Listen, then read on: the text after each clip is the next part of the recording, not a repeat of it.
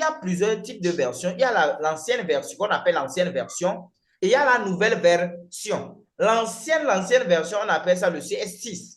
Ce qui veut dire que si vous n'avez pas un bon PC, généralement, quand la personne n'a pas un bon PC, on va lui dire que il faut aller utiliser l'ancienne version. Mais c'est avec aussi ses limites parce qu'il y a des choses que vous n'aurez pas la possibilité de pouvoir faire ça facilement comme dans la nouvelle version. Et donc, quand vous décidez de dire que vous voulez faire l'infographie, on vous dit, Madame Adeline, Madame Antoinette, il faut aller payer un bon PC. Et tu dis que tu vas prendre 25 000 pour aller payer un PC, ce que je sais très bien comment ça va finir. Après tout, tu vas venir concevoir les images.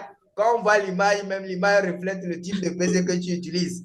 Vous comprenez? Donc, quelqu'un qui veut faire l'infographie, il est important d'avoir un bon PC. Et qu'est-ce qu'on peut qualifier d'un bon PC? La mémoire RAM doit être supérieure ou égale à 4 gigaoctets. Le disque dur doit être supérieur ou égal à 400 et 500 ou 300 gigaoctets. Et le processeur doit être supérieur ou égal à 2 GHz. C'est ce qui, au moins minimum, c'est le minimum ça. Sinon, normalement, si tu as l'argent, il faut disque dur 1 Tera, mémoire RAM minimum 16 ou 8 et le processeur déjà 2, 3, c'est bon.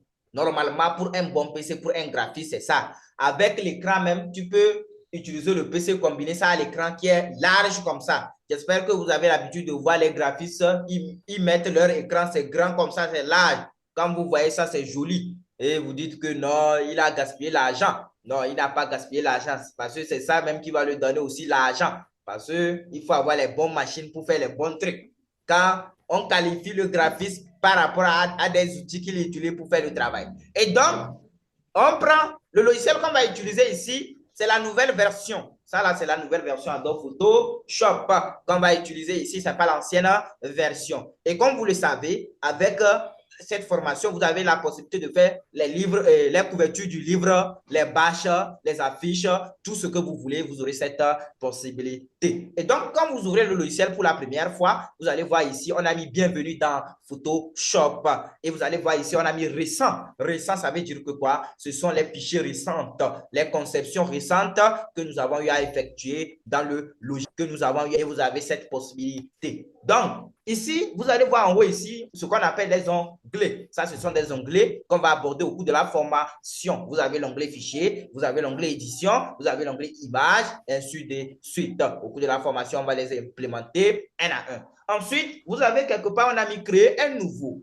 Voilà. Ce que vous devez savoir quand vous voulez commencer une conception, dans Photoshop, on parle de projet. C'est comme si vous créez un nouveau